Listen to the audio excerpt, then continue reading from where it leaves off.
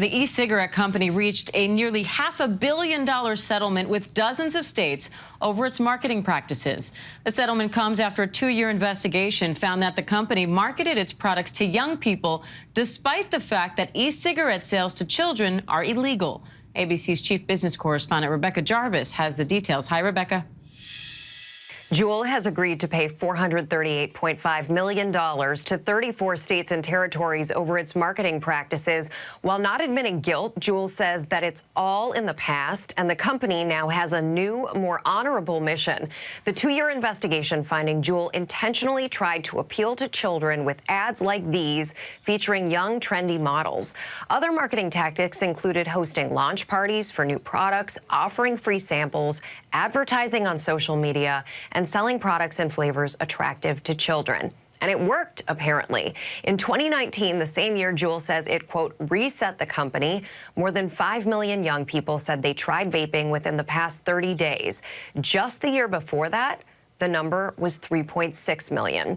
JUUL commenting in a statement, the terms of the agreement are aligned with our current business practices. We remain focused on the future as we work to fulfill our mission to transition adult smokers away from cigarettes, the #1 cause of preventable death, while combating underage use. Diane?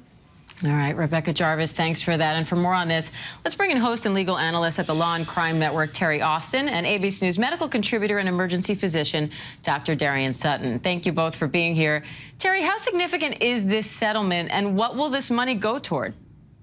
Well, it's a large number, and it's going to the states, and each of those states is going to apply that money deemed on what they think is important in that state. So education for children, making sure that advertisements are taken down, and I think each state is very serious about not having these types of cigarettes marketed to their young people. In the past, they have been marketed to all of these teenagers in schools, and the attorney generals of each of these 34 states is going to make sure that that doesn't happen anymore in the future in their state. So it just depends on what they're going to prioritize per state. Now, Dr. Sutton, there's a lot of conflicting info out there about the safety of vaping. So what does the data show?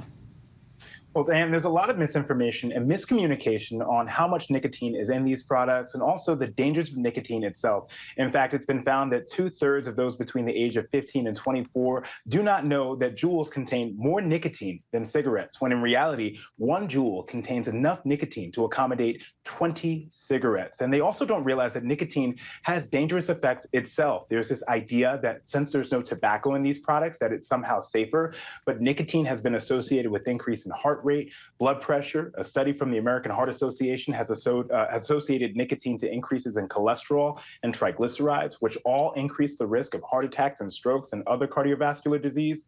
And nicotine also negatively affects the brain. It can affect attention centers, mood centers, causing irritability. And this is especially important for young adults because many don't realize that the brain continues to develop until around the age of 24 or 25. Now, Terry, the FDA removed JUUL products from the U.S. market earlier this year. What was behind that decision?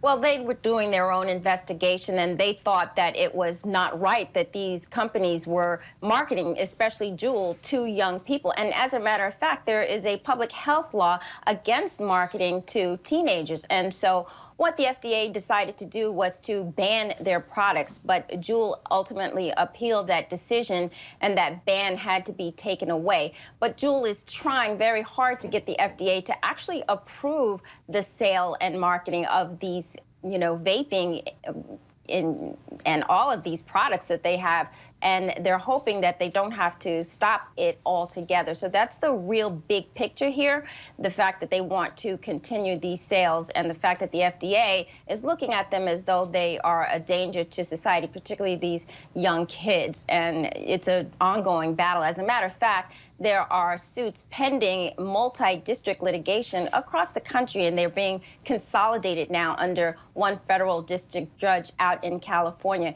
And so not only are these states trying to go after JUUL and other companies, but we also have individuals going after JUUL, and those cases are being consolidated, and ultimately they probably will be settled as well. Dr. Sutton, JUUL now says that its mission is to help reduce cigarette smoking, and they seem to be focusing not on trying to say that vaping is harmless, but rather on arguing that it is a safer alternative to cigarette smoke. And so in that way, it is a positive. What's your take on that? I would highly debate that regarding the safety of JUULs. There are other studies that show, other than the dangerous effects of nicotine, that JUULs and other e-cigarettes have been associated with dangerous chemicals within the vapor or the aerosol. These are ultrafine particles, other heavy metals and formaldehyde that can cause irreversible lung damage and also chronic lung disease. And you can imagine when starting early in your teens or 20s, that can lead to progressive illness and chronic disease later on in life. I think all of these factors are associated with the overall increased risk of electronic cigarettes, which can be unfortunately similar, if not more than that of tobacco. So I think that is still highly debated, and I would really, really come back at that and really want to see those studies that make them say that this is safer. All right, Dr. Sutton, Terry Austin, thank you both. Thank you. Hi, everyone. George Stephanopoulos here. Thanks for checking out the ABC News YouTube channel. If you'd like to get more videos, show highlights, and watch live event coverage, click on the right over here to subscribe to our channel. And don't forget to download the ABC News app for breaking news alerts. Thanks for watching.